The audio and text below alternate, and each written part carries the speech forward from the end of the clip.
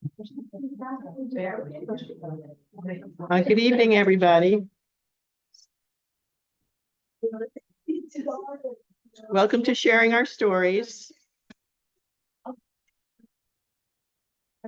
Oh, that's okay. Welcome to Sharing Our Stories, everyone. My name is Ann Crimmings, and I'm very glad that you could join us tonight. In this time of turbulence in the U.S. over the last few weeks, tonight is a chance to relax together and hear some positive and light-filled stories from three people who have been inspired by the Hizmet movement and its leader, Fethullah Gülen, a Turkish and Islamic scholar, philosopher, and humanitarian who has inspired people around the world to contribute to the common good in their communities. And I don't know about you, but I could use some inspiration right about now. Before I introduce our speakers, I have a few brief announcements. First, a special thank you to Hassan Chomert. I thank him every time because he keeps this show running, but he organized our program for tonight as well. So thank you. And I want to thank, I also want to thank our new friend, Elias. Elias came in with Hassan and I put him to work setting up the chairs because the library will no longer do that. So when we leave, those of you who are young and able to do this, if you could bring your chair back there and stack them, and we'll sort of get a new routine going with that. But thank you so much. He's only been here 6 months. He's from Turkey originally. Welcome.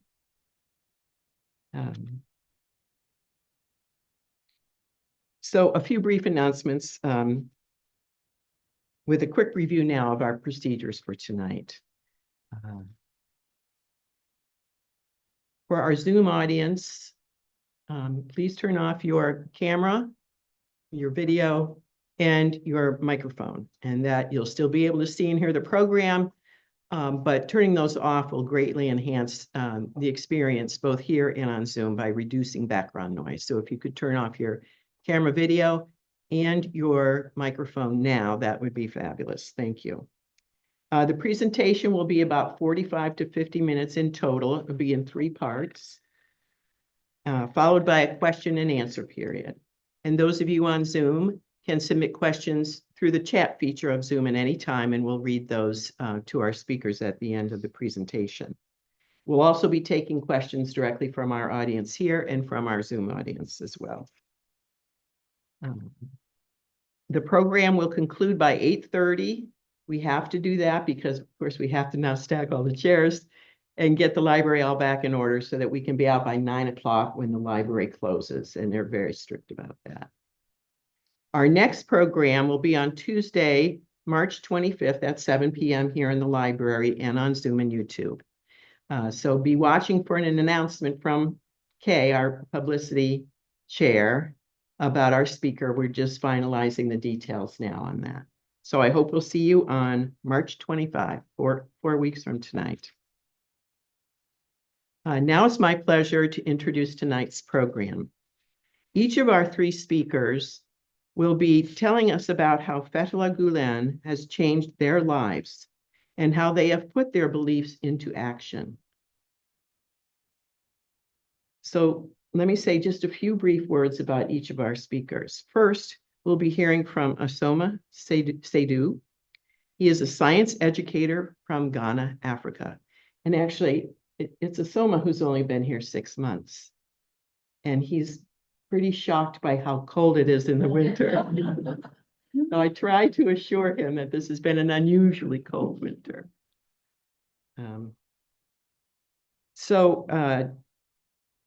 Asoma right now is a science teacher, a middle school science teacher at Horizon Science Academy, Columbus Middle School.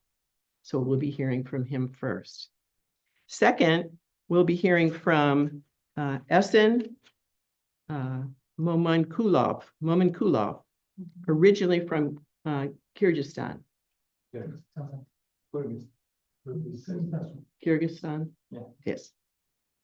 Who served as the Honorary Consul of Ukraine to Kyrgyzstan and is now a board member at Concept Schools here in Columbus. And then we will be hearing from Saida Mizra, originally from Tashkent, Uzbekistan, who came to the US in 2011 and has been in Columbus for about 3.5 years. In the past, she had worked in Indonesia at Bright Start Academy, and I believe here in the US at Panera. Is that correct?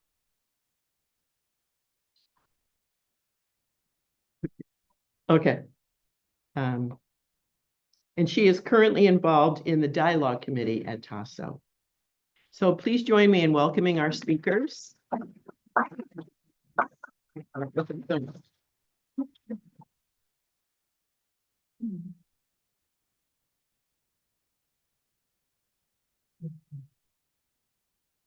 Okay, good evening, everyone.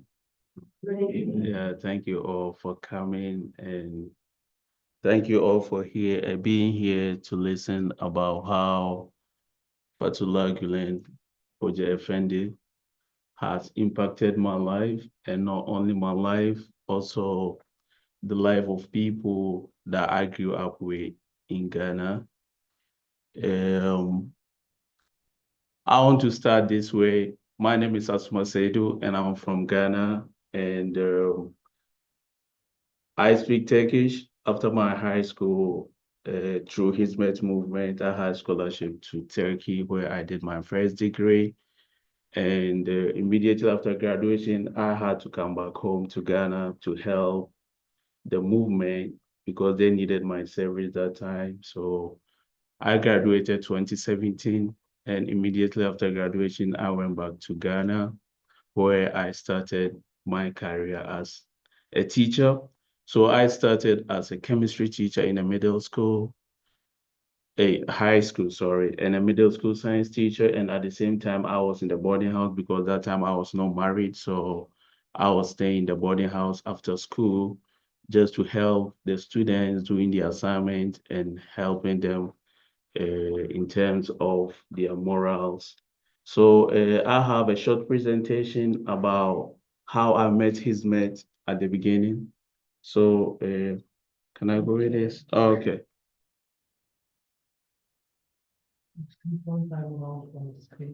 Oh, okay.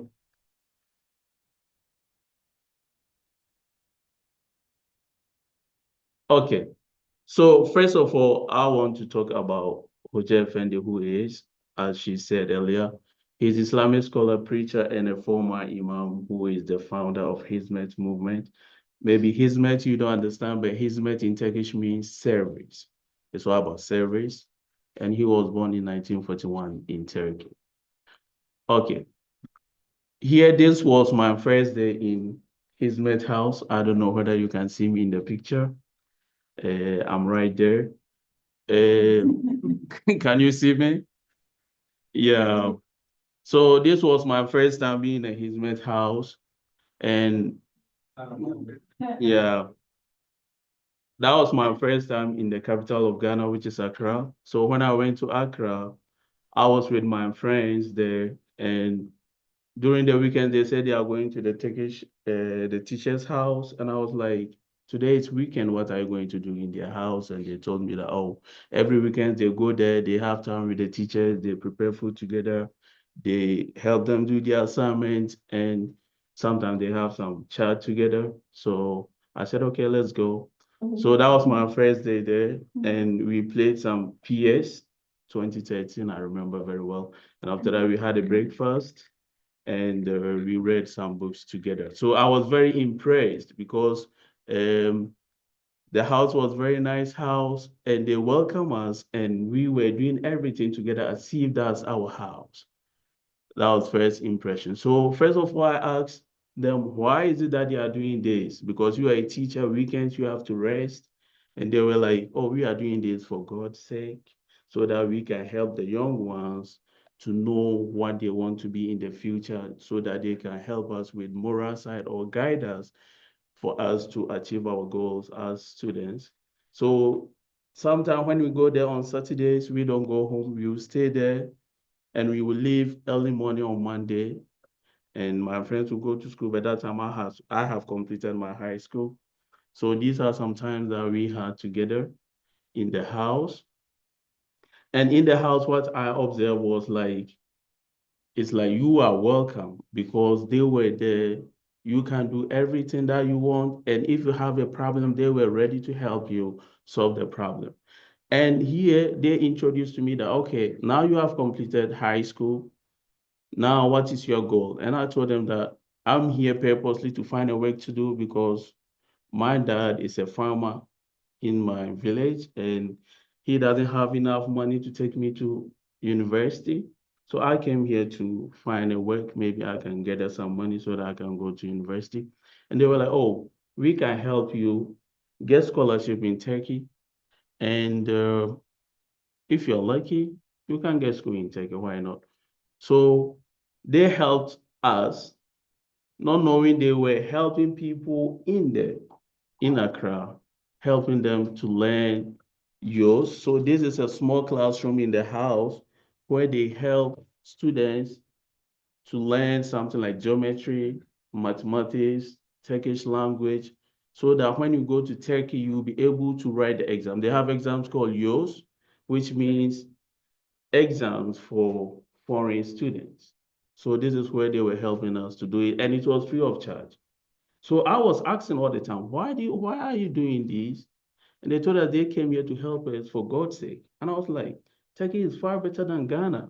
You left Turkey, you came to Ghana just being a teacher. And Ghana, trust me, nobody wants to be a teacher because the pay is not good. The condition is not good. And mostly when foreigners come to Ghana, we have a lot of gold. People enter in bauxite. These are the things that people do in order to become rich.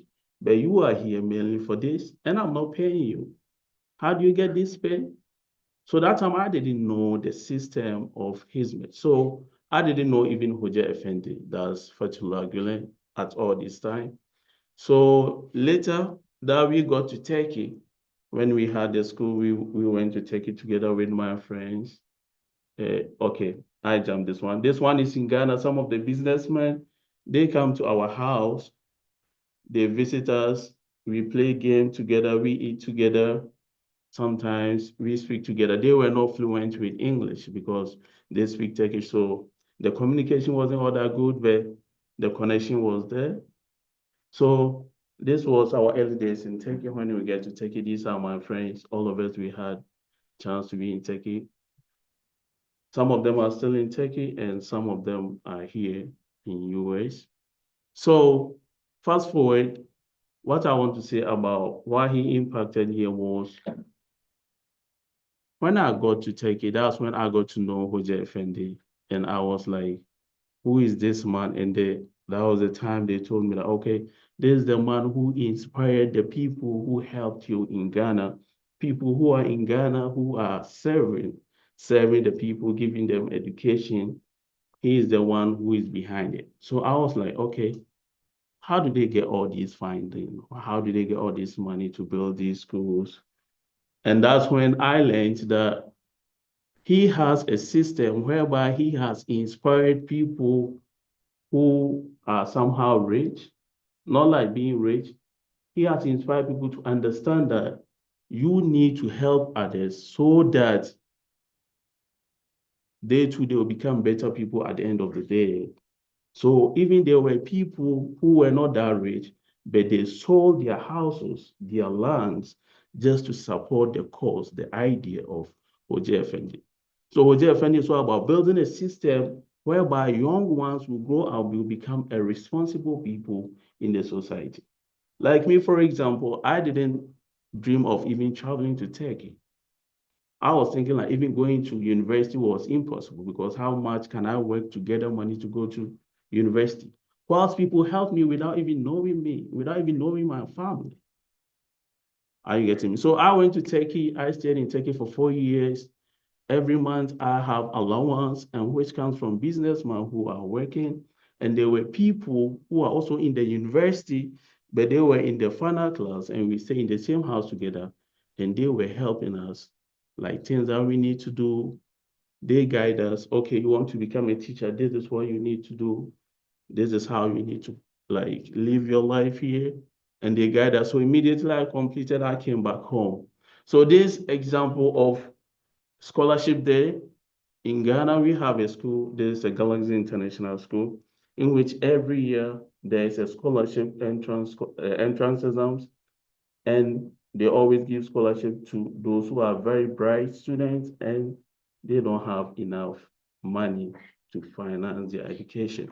So this is a picture showing scholarship exams there. And yeah, this is the scholarship, and this is how the school looks like. And this school was built by someone inspired by Hoja Effendi, and this person built this school for God's sake without taking a penny from this school. He inspired someone, and what I know is the person is in Germany. He came to Ghana and he built this school, and he left and he gave it to the movement because he tried the movement that whatever you give to the movement, it goes to the people.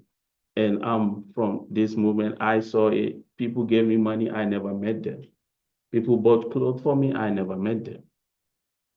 So what he did was not just only looking at maybe this one is a Muslim or a Christian or whatever. He is doing it for the community.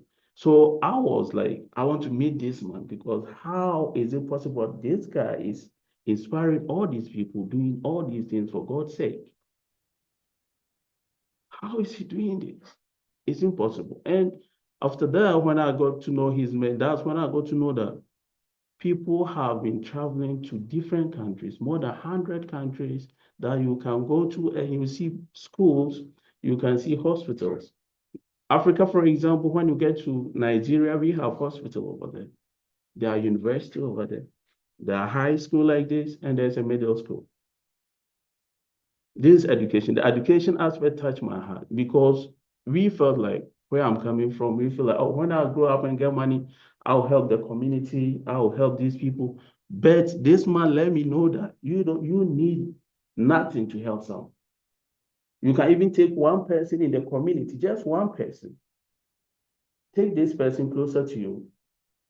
Weekends that the child is free, call the child to your house, just one person. Ask him what did he learn in school. Help him do his assignment. How is life? Are you okay? Do you need something? What do you want to be in the future? Okay, I want to be this. How can you guide this person to achieve this goal? You don't need much. You don't need money. Maybe small thing you can do this to show love, to show help. This is what I love about this movement. Okay. Apart from education too, we have an organization called TUDEC. This one, TUDEC, is a organization which is Ghana Turkey Cooperation and Development Association, where businessmen donate money and they use it to open maybe wells. And this is a borehole, as you can see, sponsored by TUDEC. And they open boreholes in so many places where there is no water. In Africa, some places they find it difficult to get water. So they are there to help and they go to the grassroots. They don't just give the money and move away. They go to the grassroots. They go to see what is happening. What can we do to help these people? They are there with you 24/7. Okay, these are some book items that they also donated. So this one, you can see it on Google and you can see everything is clear over there. How much money has been donated, how much money of that donation that they have used to help people. Everything is clear online. And this is today. This is what they do to help the society as well. This is also the northern part of Ghana. And here during the Ramadan, breaking of the fast, they give some food items to the people. And here we have interfaith dialogue. When you come to Ghana, peace is something very important when you come to Ghana. And Hizmet always talk about peace because without peace, nothing functions. There will be nothing.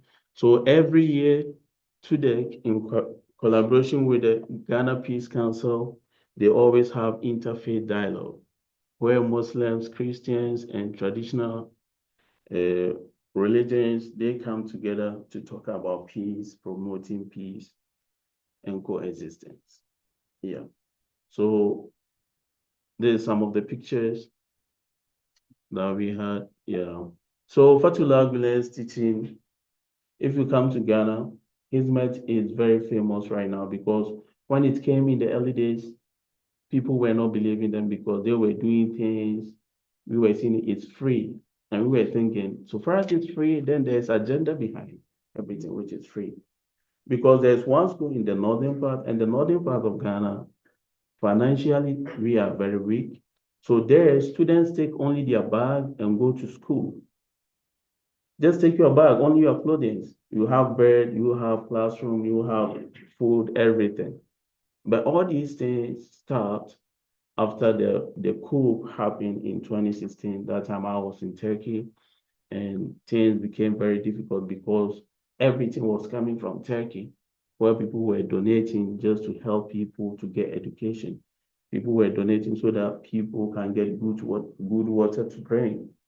So after the program happened, a lot of people faced a lot of problems. I remember my school chancellor, his certificate was canceled and he has to become a tomato seller in the market. And that time, many people were put in jail. So the help stopped, like the funding coming there stopped. So that time, the school has to find a way to continue. So there was another school in the capital, that's the Galaxy. That place, they had some fun and they were trying to help. And people from other countries, not in Turkey, they trying to help up to date. That's what they are trying to do. So how Hoje Effendi has impacted my life is, first of all, they have given me education. Without him, I don't think I would have been here. I don't think I would have been able to complete my first degree. And the second thing is they installed in me good morals. That's what I love about this thing. It's not about giving the person education alone, but they make sure you live with them so that they can give you good morals. They can help you to achieve what you want to become in future. Because when a student become idle, when a child becomes idle, like weekends, you are not going to school, what do? You follow bad game. You follow bad people. That's when they try to occupy you because they sacrifice their time to be with you so that you grow up to become a good person. And I think this is what Hoje Fendi has impacted in my life. He is a whole package. Anybody who reads much about this man, there will be a part of him that you will love. And me, the part I love was being able to inspire people to sacrifice their time and their money in order to build a very good society, in order to build a new world of good people. I wanted to meet him, but when I came here, that was when he passed away. I couldn't meet him. I hope that he rests in peace. He was a great man. We have lost a great man. We have lost a great man. He was example of a selfish person because he gave all of his life, whatever you can think of, he gave everything, everything. I've never met a person like this. I've seen leaders, but this man is different. He's totally different. He lived for us to live. He gave us his everything. And I'll be very happy if everybody can get time, at least read more about this man. If you read something small from this man, even if it is 2 sentences, you will never regret. Maybe some of you will not understand Turkish, but if you listen to his video for just 2 minutes, it's different. He talks to you like he knows you. He tells you to do something as if he knows what is going to happen at the end of it. And when you do it, exactly what he talks about happens. Exactly. He did all these things for nothing, just for God's sake. He didn't know me. I'm from Ghana. Who am I? I'm here, I'm working, I'm not paying anybody. Nobody get money from me, nobody get anything from me. Why did he do that? Think of this. Why? You came all the way Ghana. Look at Turkey, came to Ghana. And he inspired people to do that. Not only in Ghana, other countries or other places which is worse than maybe Ghana. People were there. How did he do this? That's something great. So I'll stop here. Thank you all for listening to me. I hope.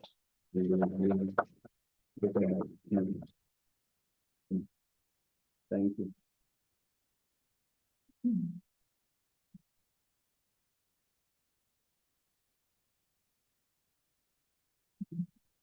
So now we are gonna go second presenter, Mr. Esen Mamunkulov. He's gonna share how Fethullah Gülen impact his life. I'm gonna open your presenter.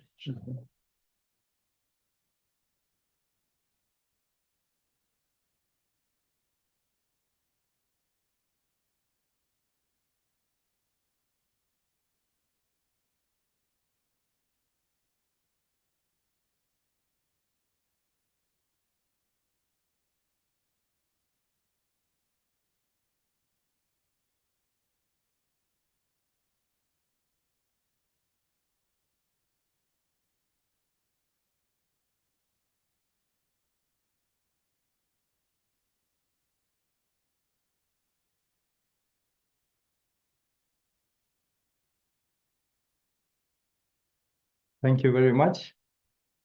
My name is Esenkul. I come from Kyrgyzstan. I'm here in the US with my family for 3 years now. I've been in the US many times before, since 1999. The first time I came here as an exchange student to the University of Washington in Seattle. I was in my junior year, and back home I studied at the American University from 1997 to 1999. I was there, and then my third year I spent in the US. Then I went back, and so I love US. I got my education here. I think the US is one of the best countries in the world. And as the organizers said that we need some optimism these days, I think America will do fine. You know, you have all the institutions, you have the civil society, you have people who believe in the American dream. So this is good because people will cherish more what they have in the future. So sometimes you have to, you know, maybe take a step back to understand what you have and cherish it more. And let me talk about how this, I can say he's a great man who really helped a lot of people from all over the world. I went to one of his schools, and that was in 1993. I went to a high school. That's when they just came to Kyrgyzstan. And to give you the context, what was happening in 1992 is the collapse of the Soviet Union. It was a total destruction of the empire. You know, we've seen how, you know, a country may collapse, you know, because of bad policies, because of a lot of wrong things that were there. I was a little kid, but I've experienced that. I've studied international relations. I've read a lot of books, and I could actually, you know, read what I have already experienced as a child. So it was a very good opportunity for me to cherish what Fethullah Gülen movement's accomplishments in Kyrgyzstan, as well as in other countries, in underdeveloped countries, you know. And in 1992, we had bad infrastructure, no no trade like with other countries. The Soviet Union was a closed society. And in a closed society, you have, it's easy to brainwash people, to tell them that everybody's an enemy. We're here for the people. And now we understand that people were abusing their power. They were corrupt, all that thing. So, and Kyrgyzstan was even worse than Russia because we were a colony basically. And that we didn't know. We thought, oh, we are part of this great, empire, which collapsed. And my parents who believed, in that system, they thought, okay, this is gonna go on forever, and our kids will grow up and they will work, in that system, like as a teacher, I don't know, as an engineer or whatever, and build communism, like this idea, which we now understand that was just selling product for corrupt people who wanted to abuse people. That's what we saw. And why I'm telling these things is that to show you that the people from Gülen movement, they didn't come to a nice country like the US, where the bureaucracy helps you, where the people understand that you come, to help them. You come there with a good mission, to give good education. And as my brother earlier said, and showed on the pictures, they brought English books, if you could see, in 1992, nobody had English books. And our schools, we had English books. And I believe that bringing English opened our eyes to the world. It was a window, a door, I don't know, a gate to the world, because we could see that we can live better, that there is life out there, that people can have dignity, people can have good education, good health care system or whatever, good roads, good buildings, good products. And it was terrible during the Soviet Union times, We had the same clothes, same shoes, because it was a mass production, and it was all done from, it was a centralized economy. The government controlled everything, the means of production. It's not like here. Everybody wants to wear whatever they want to the, taste and like. So they came to a country like that. And it was struggling, the economy was bad, and all those 15 countries that made up Soviet Union, they were on their own. They had to, basically build their countries from zero. Because whatever was left, was stolen, basically. Because, there is no, government that controlled. So it was all abused. And we see these people come in 1992 to Kyrgyzstan, and they're like, we want to open schools here. And we had the same feelings, It doesn't matter wherever you live. You're like, why are these people here, And we were hearing the same things, we're here for the service of humanity. We're here because, we believe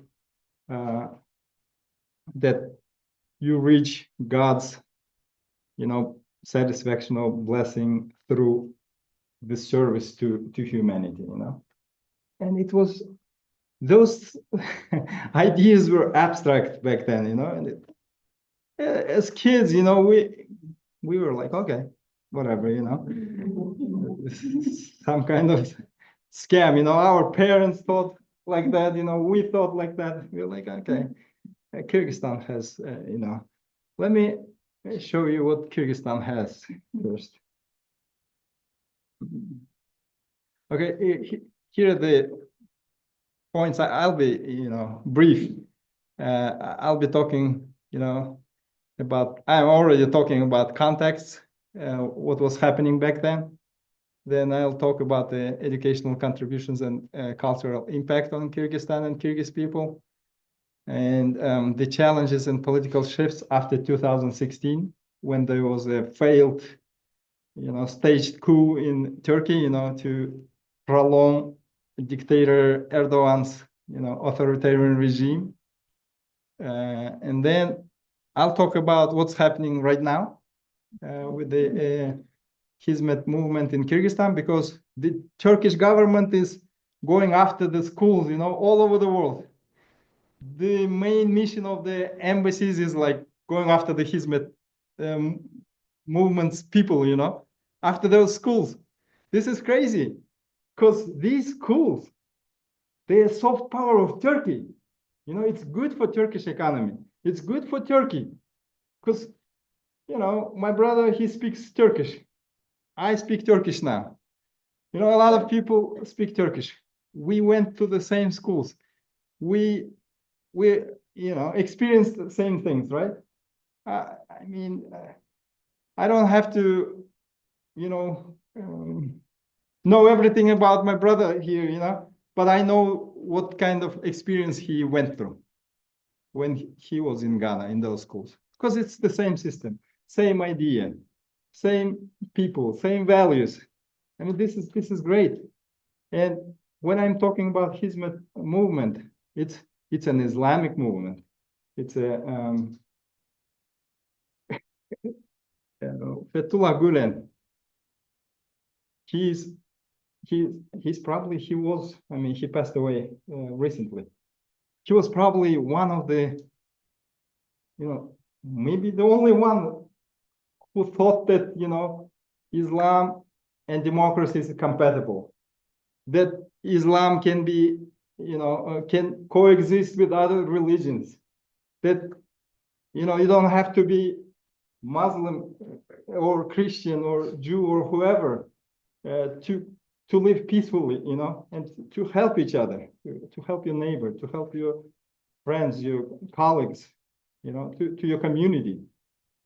I mean, these kinds of ideas is very rare in the Islamic world. I mean, I don't want to speak for the whole Islamic world, but this is the sad situation right now.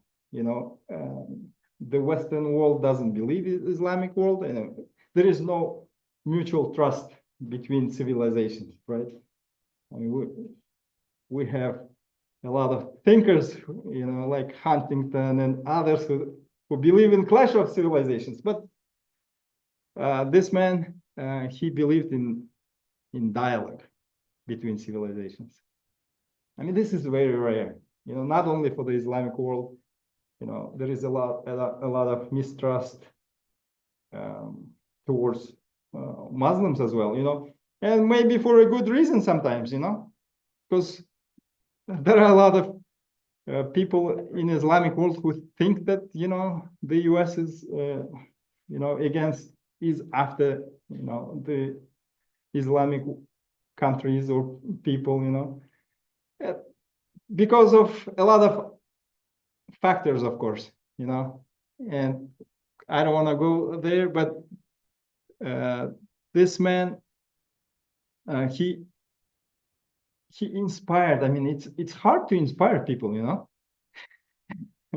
it's hard for to tell somebody to go to underdeveloped countries, to live there, and in some places are dangerous places, actually, and Hizmet movement opened schools all over the world, almost in all of the countries, except I know a couple of countries like North Korea, maybe Iran, and some other country like that, but they're all over, and they're only mission is to give good education, and the education is in English. In most of those countries, in Kyrgyzstan, it was in English. Some of the subjects, couple subjects, were in Turkish language, and I don't remember the other, maybe literature, yeah, Turkish literature, it was in Turkish, but the rest was in English. And I admire this person's vision. He knew that English is the key to success. And in 1992, like studying subjects in English, it was crazy. It was non-existent in Kyrgyzstan. And after so many years, I realized, yes, it was the key, because English is the language of IT, is the language of economy, of finance, is the language of many things. Because, I mean, you are really like ahead of the rest of the world for many decades. And you've been ahead of, and you're probably with AI right now, with other technologies, you are still 100 years, I'm telling you, 100 years ahead of a lot of countries. And because as I worked for the UN after graduating from the university, I worked for the government. I was in higher up positions. I was the head of the investment agency. I was the advisor to the prime minister of my country. So I have experienced, and I went to many countries, and I have that experience, and I have that privilege to compare things. And you won't understand a lot of things when you see those things, when you compare. And I can tell you how this man from Turkey, and he was from a small village in Turkey, and how this man could, have that vision, like, I don't know, 50, 70 years ago. He started in Turkey. He taught the same things that he taught later in these schools to Turkish people, that they can be better through education. They can be better through service to the community. And everything starts from baby steps. And you got to be consistent. And what was he telling is everything from his Islamic background. And what I've learned, all his sermons, all his books, I mean, I've read most of them. And I can tell you that, it's just concise, brief, digestible information for Muslims who are not educated, or maybe didn't have that, privilege of getting Islamic education. And a lot of problem in the Islamic world is that, people don't know their religion. That's one of the main problems, In Kyrgyzstan, let me show you the statistics. More than 80% of people think that they're Muslims.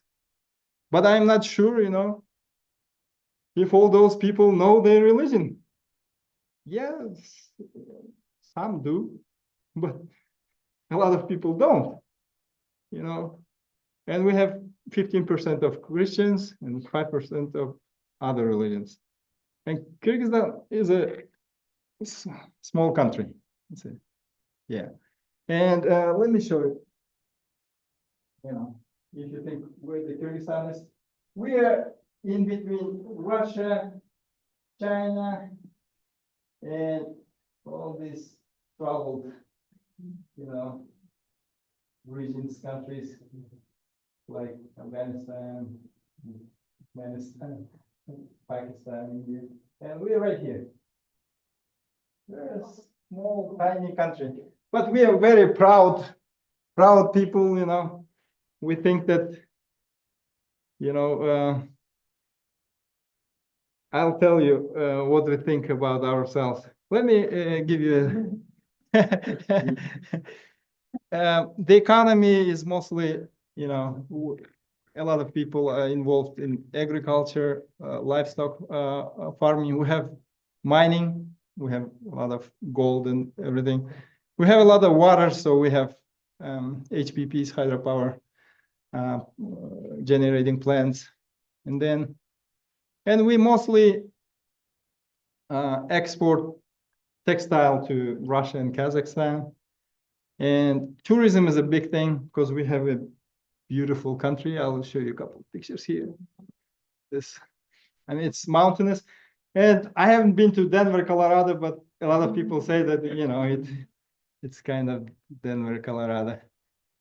I just included 2 pictures, so just to give you a sense of where we are. And then since we are like 8 million people and we are like in between like big powers in Russia, China, and it has a lot of influence on us. And we're a landlocked country, you know, we don't have ports, we don't have access to the sea, so everything comes very expensive. And I can tell you that Hizmet movement, it had a very, very big impact, not only on me, on the whole country, you know. And a lot of people may know this, may not know, like in Ghana, but I can show you this.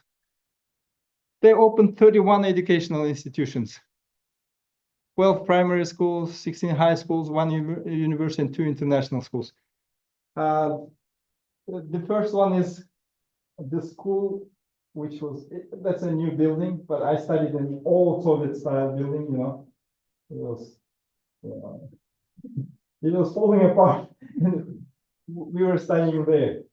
And then the Gülen movement people, they rebuilt it, and it's a modern, nice building right now. And this is one of the international universities where my daughter went. Imanu, she's here today. I mean, they have such a nice school. It's like American style school. They have everything. But we studied not in the best conditions. So Kyrgyzstan actually did a lot of service, not service, but we cooperated with the US after 9/11. We hosted the US Air Force in Kyrgyzstan for 13 years. So it was one of the critical infrastructures for the US military, you know, to do the operations in Afghanistan. And in 2014, Russia forced our government back then, you know, to get rid of the US Air Base. And I actually worked there for 4 years as a translator, as an interpreter. So I know that place very well. And it was paying us good money for the economy, you know. And a lot of people had jobs, and everybody loved the Americans. So Kyrgyzstan, why Kyrgyzstan was important back then? I mean, the significance of Kyrgyzstan in the post-Soviet area. Since we were small, we didn't have oil, gas like Kazakhstan, Uzbekistan, and others. We thought and we embraced the idea of democracy. We were the only democratic country back then. The US invested so much in our education. The first American university was in Bishkek, Kyrgyzstan, where I went. And the US opened, you know, the first military base there because we had good relationship with the US. So Kyrgyzstan was important. Although we were small, we were strategically located.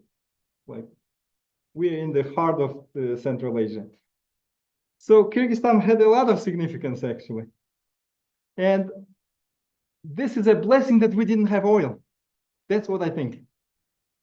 Because our president back then, the first president, he said, okay, we don't have anything.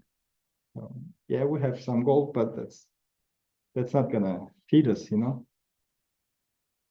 The only thing that can feed us is education, you know, is access to information, access to the world. So he said, okay, whoever comes, come. It was a good ground for like other countries, for like Gülen movement to come and open schools, you know. And our government back then supported these schools. So that's what it is. And then this is crazy. Kyrgyzstan would have never, ever won in international Olympiads, like in biology, in math, in chemistry. I mean, we were competing with the US and European students, and we were winning gold, silver, bronze medals. And those the students there, they still win those competitions. And can you believe that? I mean, the US has all the infrastructure, all the funding, all the everything. And our guys, they only have the books and the efforts, and they win. And right? I mean, you probably had the same thing. I don't know. I mean, a lot of students from you know, these schools, they go and win those Olympiads, and they open doors to the, you know, bright future. That's what happened to me, to a lot of other kids, and we don't the Gülen movement, they never asked, you know, to pay back. They never expected anything from us because they were doing it for themselves. They were doing it as a service to their religion, you know. And the Gülen movement, it doesn't have that structure, you know. It's very decentralized. Each country has its own, you know, people, its own programs. And not to take, you know, your time, I'm almost finished. And in 2016, you know, as I said, Erdogan, you know, put into jail, you know, journalists, civil society activists, you know, professors, doctors, and students. And sadly, this year in Kyrgyzstan, you know, under the pressure of Turkish government, it handed over all those 31 educational institutions to Turkish government foundation. So they took over it. That belonged to, you know, to private entities. And it didn't have anything to do with the Turkish government. But I have good news. You know, the Gülen movement always thought that it's more important to not to give a fish to somebody, you know, but to teach him how to fish. And they have, I believe they have accomplished this. And I believe those 31 buildings, that's nothing, because there are people who believe in this idea, who believe in these values, and they have the methods and they have the system. They can rebuild it, they can buy new buildings, they can, you know, they can open more schools. So don't despair, don't think that this idea is gone. This idea will live, because it is not only service to, you know, Islamic ideals. It's the service to universal human ideals. Everybody wants to live in peace. Everybody wants education. Everybody wants, you know, to coexist peacefully. Christians, Jews, everybody. So this movement is built on those ideals, and I think it will be all good. Thank you very much.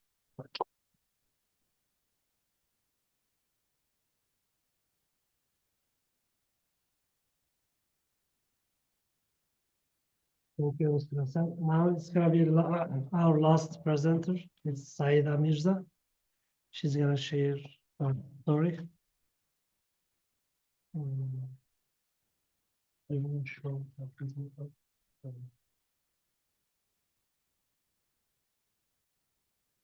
Before her presentation, she wants to share a short video about her country, Uzbekistan.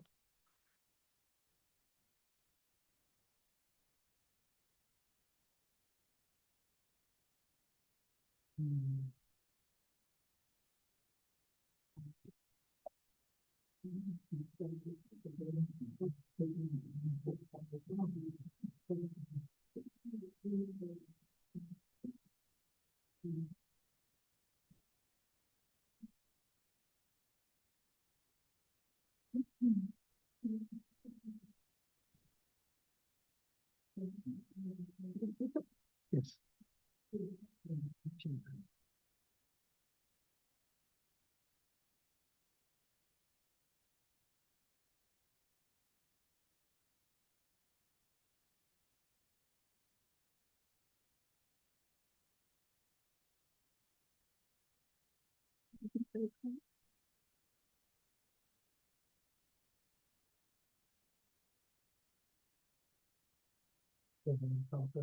Oh, yeah.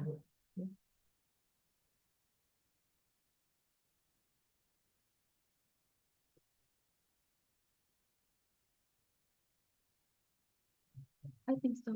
I will, yeah. Let me introduce myself first. Okay, yeah, go ahead. Hello, everyone. Welcome here to listen to us. I was a little bit worried to talk, but my friends, they say, think about big judgments. You're gonna talk with God, so everything is gonna be fine. Yeah, thank you for coming. My name is Saida. I'm from Uzbekistan.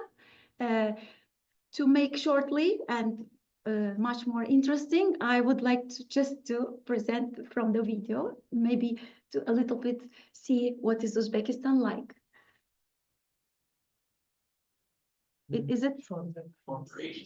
Yeah, there is going to Let's be. first share with the Zoom audience. Oh, okay, Yes. okay.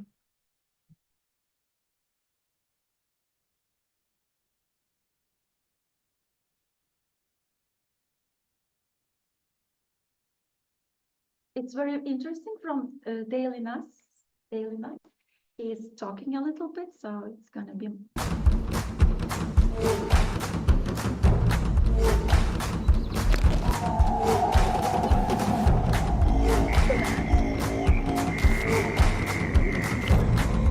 Welcome to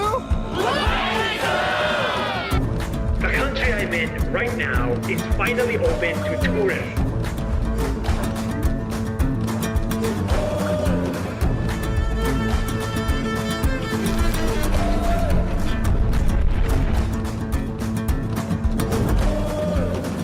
the love is its culture. It's more than food. We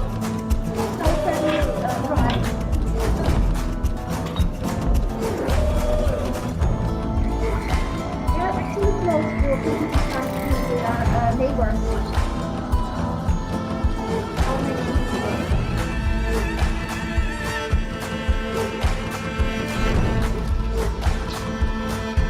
Let's go. It's really popular in our country. In 1960s, this sea used to be one of the biggest bodies of water in the world.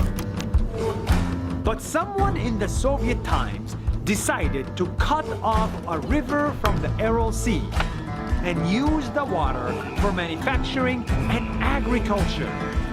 This human action created a disaster. The Aral Sea started to evaporate. The water became too salty. Every fish is now dead. Countries like the United Arab Emirates are stepping up to help.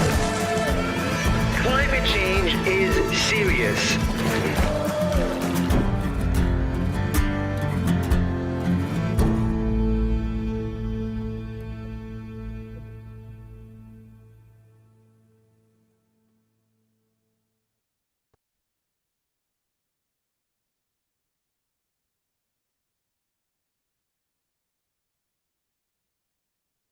Traveled over 2,000 kilometers across Central Asia, it was now time for me to enter the heart of Central Asia. So for this, YouTube Yeah.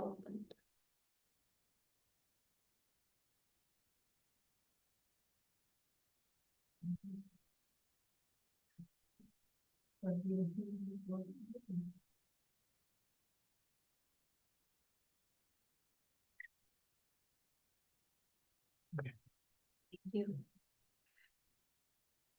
Thank you. So I will talk about Hizmet schools in Uzbekistan, which I also went. Unfortunately, I was. Let me start. How to start? Like, okay. Yeah, I will just start to read. The Hizmet schools have played a crucial role in Uzbekistan by offering quality education, focusing not only on academics, but also on building strong moral character. These schools have helped cultivate a generation of young people who are equipped with the knowledge, skills, and values necessary to contribute positively to our society. Yeah, as Mr. It's Yeah, he said, let me. So this is how our school looks. Actually, I don't have schools picture because our schools were just closed after when I entered after 3 years. I graduate from 99. In 2000, they already closed. So, but we were all lucky. We enter after after 8th grade, I think. So we were like example to graduate us after 3 years. So in 3 years, I could learn English, Turkish, and other language, Uzbek language too. So it was not enough me to knew about Hizmet, but I was inspired from my teachers, from the school, because as Mr. said, our schools was totally different. When we entered this school, we entered like in paradise, like everything was different. Like even the the board when you have the teacher has to explain. Even that board was totally different. The classes, they give us uniform, they give us sporty form, everything. So we were inspired by teachers, by their teachings, totally different system. When I was entering, it was like 4 people for one place, it like testing system. But after a year long, our schools become popular. Next year, it was like 124 in one place. Yes. Also, schools became so fast popular. We had actually only one girls' school. The other schools in different cities, only boys' school. Yes. The capital city only has one girls' school, and the several cities we had boys' schools. I think 35 total. But unfortunately, we are as a country we're the first who closed. Yes, by the government. I don't know the real reasons why it happens, but we in this like I was 3 years, maybe before me, it was 3 years more when they started to establish, yes, because we had friends who came from 6th grades, and actually we who were graduate first. We were lucky, we graduated at first. The 6th graders graduated after us, but they were first who came when the school was established. So in these 6 years, or maybe 7, it became so popular. The reclam is everywhere, and the place become higher. After me, I guess 1 year more graduation, and after that, school closed. So even when we yes, the teacher were very close us as a friend. I don't know, because as Mr. Esenko says that in Russian in USSR, our even books were a little bit not interesting, let me say, not understandable. I actually loved English from my early classes in the elementary school, but from the book, it was even hard to understand the books. Yes, but when we came here, we start to have Cambridge books and Oxford books. Actually, you said about the window, our English books were called Window on the World. Yeah, it was, yes, I was inspired even from the book. It was so interesting. After 1 year, my 9th grade, 10, 9, 10, 11. So I came from 8th grade here. So after 9th grade, I start to tutoring kids, my neighborhood, because of I learned a little bit English in the different way. It was really good. Not like now, but that time, yes, it was. We had a 3 months of tatil, 3 months summer. Yeah, yeah. In that 3, I did money like that. Oh, wow. Some people say you had influenced Russian, maybe too much Russian teachers. I said no, as not only Russians. Our Uzbekistan consists very many different cultures and nationalities. The parallel when I go to elementary school, I go to musical school too. It was separate schools. All my I studied there 7 years. All my teachers were Jewish, not even one Uzbek or Russian, or all my teachers were Jewish. So that's why. But here we had Uzbek, Turkish teachers. This is our principal. We had 2 principals. One is Turkish and one is Uzbek. So they really, really disciplined us in a good way. Yes, and we like the schools very much.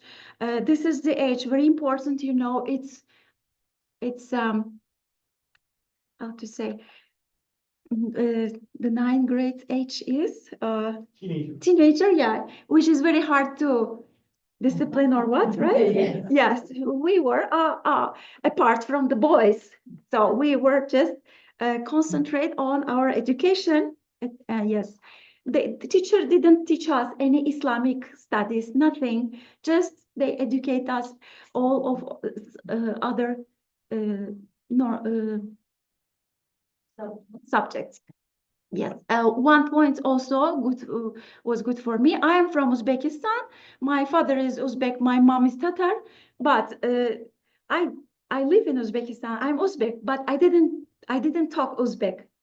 Yes, but in this school, since the first place was Uzbek language as your mother language, all kids should Which language you were using? The Russian language. Russian, yes, Russian language because yeah. Are you in one of Yeah. It's some yes. Yeah, this is my physics teacher. This is me. Oh, I don't think so. I'm there. This is me, and this is me. Yes, it was very they discipline in us very in a good way. We can't. Yeah, we don't have any nails. We don't have any maquillage. Nothing. Just concentrate on our education at first place. Also, we become, as Mr. said, we also joined to big Olympiads.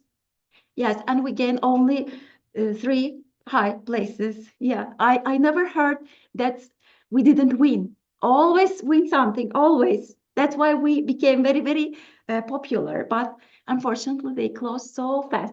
And the people who actually graduate, they become big persons. They graduate from a high colleges, which is really, at that time, it was so hard to enter the college. It was so hard. Me too. I had very problem to enter, but alhamdulillah, I enter. Yes, I will show some other pictures. This is our some activities. We went with teachers to visit other cities in the same city you saw in the video. It's historical city. Yes, the Uzbekistan had actually we rise up at least two languages, Russian and Uzbek. And of course, Uzbekistan is a little bit bigger than Kyrgyzstan, a little bit. So some part we also use Persian language. If you go to this city, you're gonna hear three languages can speak one person. So for us to teach other languages like Turkish, English was really big experience. I think, yeah, it helps us to learn more languages after that. It's really nice. Hizmet schools encourage students to understand and appreciate different cultures. Yeah, I wanted to say that. Before schools, you can't see a Russian, Uzbek a lot going to same school together or something, but these schools, it collects all the nationalities together. Even Russian person can easily speak after graduation Uzbek language. She even can go to Uzbek Olympiads and win very big places there. It was really different, very big difference from other schools. Promoting tolerance and peaceful coexistence.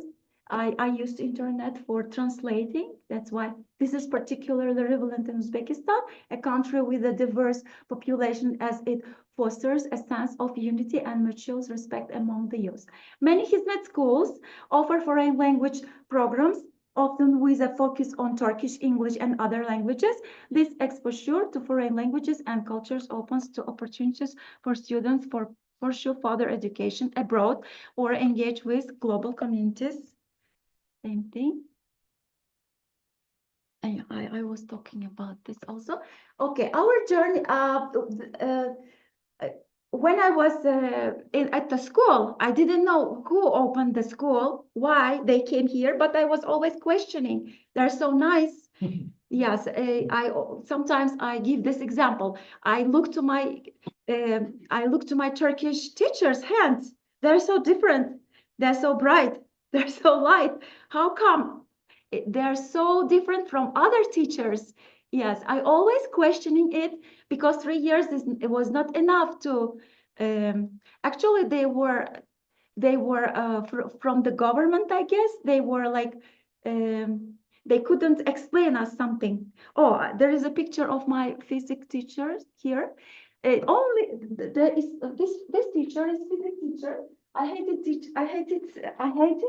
physics in my Russian school when I was young. But of course, in this school with the different equipment and different teachers, I start to love physics. Yes, yes, though they are the teachers was not allowed to talk about Islam in our school. Yes, but they're Muslim, of course, and we are Muslim too as well. Uzbek population is Muslim, but they were not allowed to talk about. One day, my physics teacher, he closed the door, he checks the corridor, he closed the door, and he describes us dimensions. Like he's like doing, for example, this is molecular iron, yes, and this is like our body or human, and he's doing circles like that, like dimensions. Yeah. After that, he said the whole is God. Yeah, we were so inspired. No one never say even something like that to explain actually God. Yes, we were really, but he for these words he even checked is there anyone in corridor because they were not allowed to talk about anything religion. Yeah.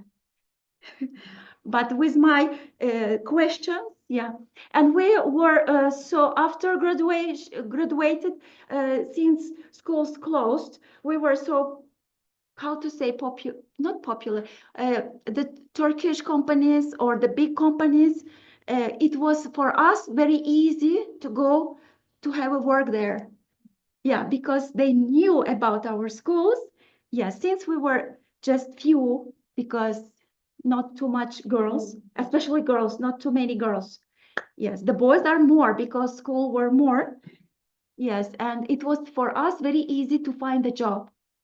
Yes, so I also sometimes worked in a Turkish companies. This is our journey to Indonesia when I married to my husband. He actually also graduated from Turkish school, just different city, from Bukhara city, from beautiful touristic place. Yes, he said why after we had first baby, he said there is a school in Nigeria. If you would like to go there to live, it was like surprise for me. I said, of course. Where are you going? I will go with you, of course. So we went to Turkey to get visa to Nigeria, but we couldn't. They I don't know why they didn't give. And then we one of his friends said there is a school opening in Indonesia. In the Turkey when we were in Turkey, maybe 3 months with the baby, we were in Turkey, and then we went to Indonesia. There we were inspired by. Actually, it was my first journey to know actually how actually about Hizmet. Yeah, when I went to Turkey, my friends, I had new friends there. They start to opening everything one by one. Who opened the school? How it becomes like the schools are actually not just in Uzbekistan, whole world. So one of the school we went to work. My husband worked as a computer teacher. This is his car. In this picture, yeah, we have beautiful Indonesian people. So we started to have many friends, of course, many Turkish friends, many Indonesian friends. Hizmet is after that I learned about Hizmet. I really loved. I actually was inspired to very. We start to gathering and with. Let's see what's here. This is the school, Indonesian school. This is Indonesia has several schools. They are still open now. The thing is, first Turkish Hizmet movement has Turkish teachers, but now all these children all rised up now. Now they are working as the teachers. Yes, all of them. This is Olympiads, very beautiful performance. All countries gone together and making those beautiful Olympiads. Indonesia also was very beautiful. Как сказать? Yes, this is after Indonesia we are coming to. So the thing is, whenever we go, whenever we visit other country, we always find good people, good Hizmet people, good gatherings. After that, we even don't scare to go to any places. Yes, everywhere for us becomes so close. So yeah, even if my husband will say now, let's go to here or there, I say, okay, let's go. Yes, this is my Indonesian friends. They visiting us. We were in Indonesia, but in New Jersey, when students want to come to Olympia to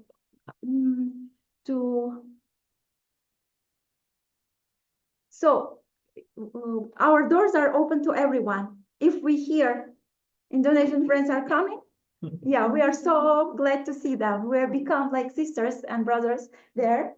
Yes, this is our gatherings. He's met with American people here, an American Muslim, very beautiful program. We have a lot of pictures with them, but yeah, it was really, really nice. I will be shorter. This is, we came to Ohio, also very beautiful programs here too, as because we are in dialogue community here in Taso. We are volunteers there. So we are really, really like to open doors to everyone. Yeah, it helped us. His men helped us to be good everywhere. It doesn't matter which religion, which country, which culture. Yes, it was really, really inspired us in this case. Let's see Hoca Efendi's words. Of course, he has a lot of books. Yeah, we read every time, and a lot of videos when he teaches. And this is some words from their books. The most important thing in life is to maintain a peaceful heart.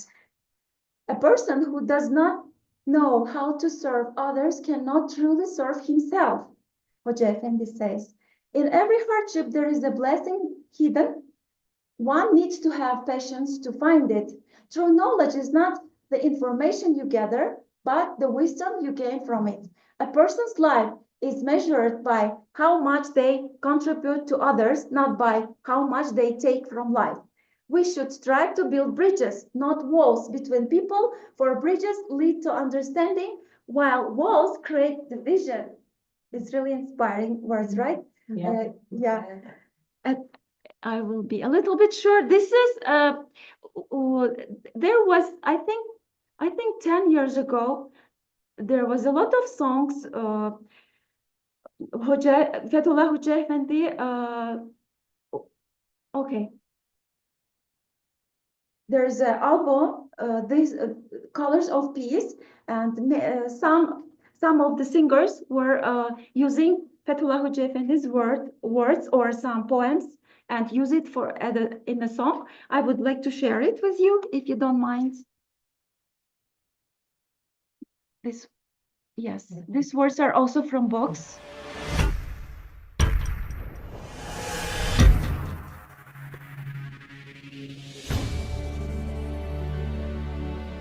Sorry if there's mistakes. I'm not.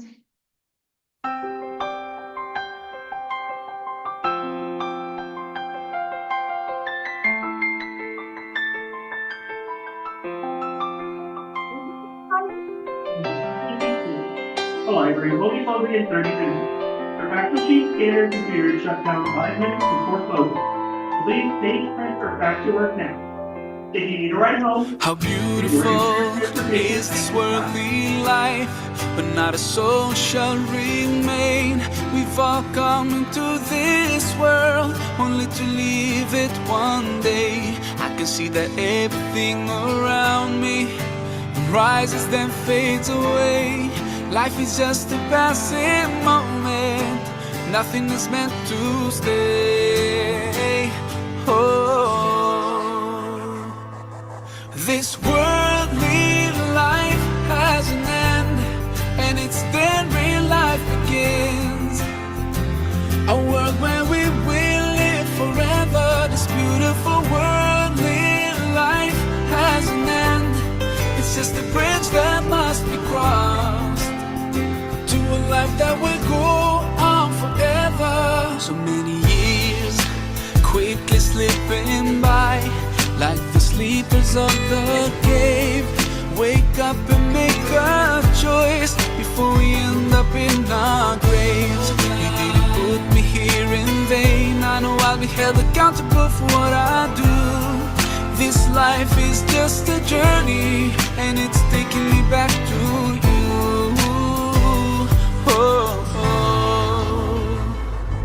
This worldly life has an end, and it's then real life begins.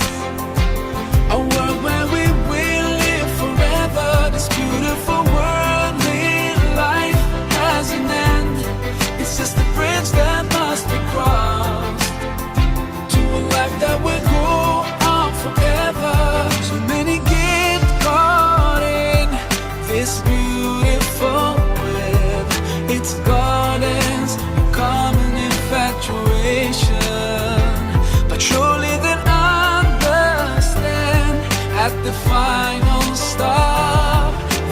gardens are meant for cultivation. Oh, this worldly life has an end, and it's then real life begins. A world where we will live forever. This beautiful worldly life has an end. It's just a bridge that must be crossed to a life that will go on forever. This worldly life has an end, and it's then real life begins. A world where we will live forever. This beautiful worldly life has an end. It's just a bridge that must be crossed to a life that will go on forever.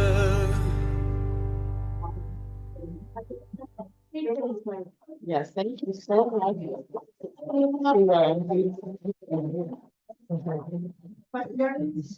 All three of our speakers, thank you so much. It was wonderful to learn a little bit about your lives and your countries and the influence of Hizmet and how profound it's been for all of you. So thank you so much for sharing with us tonight. And I hope that we will see all of you who are in here tonight back for future programs. I'm sure Kay is been sure to get your your email address.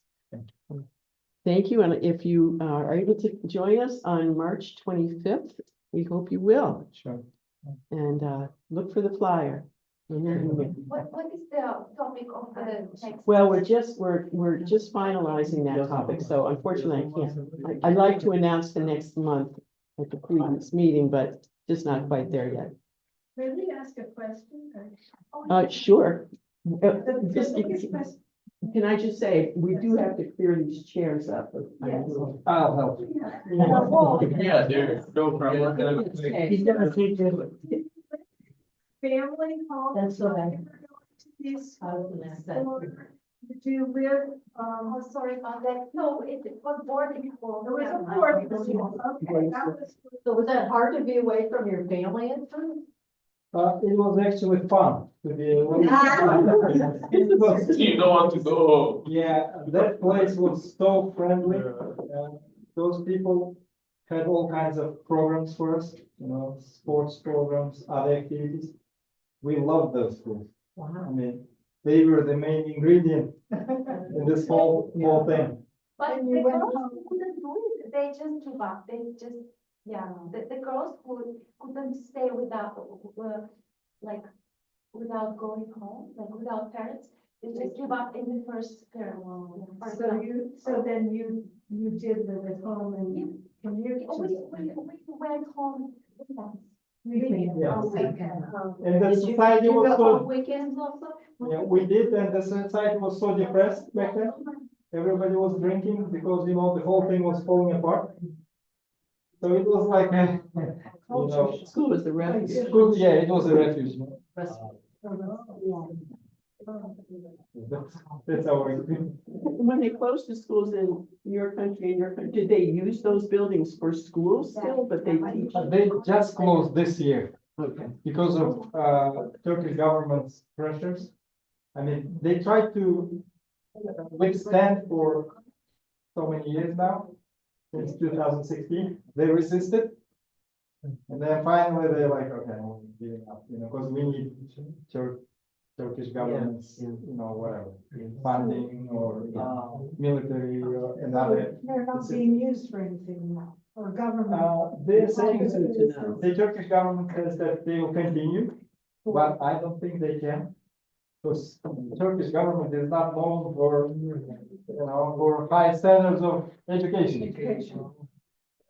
And they won't fund it the way. I don't think so, no. Because these guys, they're idealists. They believe in the mission. They believe in the values. The government doesn't have those values. And that's a corrupt regime. What can they do? They just steal money. Come up here, and I hope I'm not gonna say a wrong thing here, but at that time, Gülen had to come to the United States. He couldn't remain in Turkey. He was in things. It was amazing. First of all, he And came he was for sick. health problems Yes. in 1999. After when that problem happened, came up, and he couldn't go back to the, yeah. That was, okay, Yeah. that's a better explanation how it happened, but, yeah, this whole idea, as beautiful and useful as it is unacceptable. I think the problem was the government found him as a threat because the way people were accepting his ideas and how he was impacting people to do things just for love, not just for money or for anything in return. Every government found him a threat. That's why they were trying to calm him down. Not every country, only authoritarian and dictators. Yeah, that's what I'm talking about. Normal countries like the US, Europe. Because the work that they have done, even if you pay people, they will never go there to work.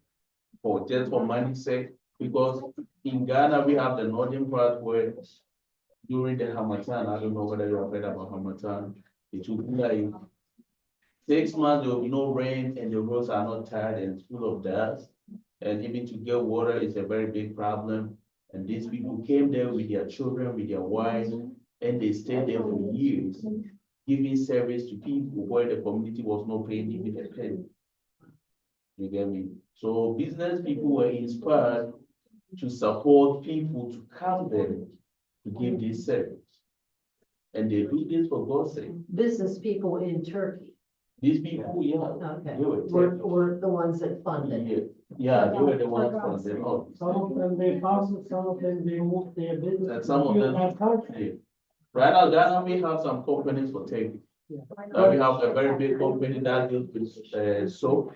And during the Corona season, sanitizer became very expensive because when the Corona came, hand sanitizer wasn't something common that we know in Ghana. But that time, doctors were saying that everybody should have hand sanitizer. And that time, people who had the sanitizer already in their market or in their shops raised the price. And this man came out and gave the formula of making hand sanitizer. And the businessmen were angry at him that we buy from you and we sell, and this is the time where to make money. And he said, I'm here for people. I'm here to serve. That time people didn't know much about his people, they don't show themselves when they come. They will do the work to the extent that unless you ask them, why is that you're doing this? Where are you from? Before they start talking. Because I met him about a year before I knew hotel. How many countries do they still have this up? I'm so sorry. Almost all countries. You want, you, and I. Including the US.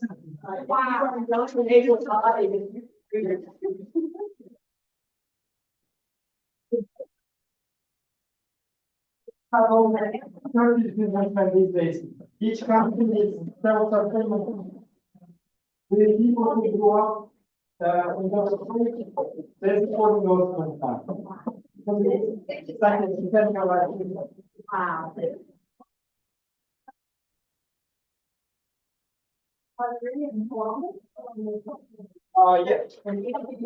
About 4 years on Concept this school.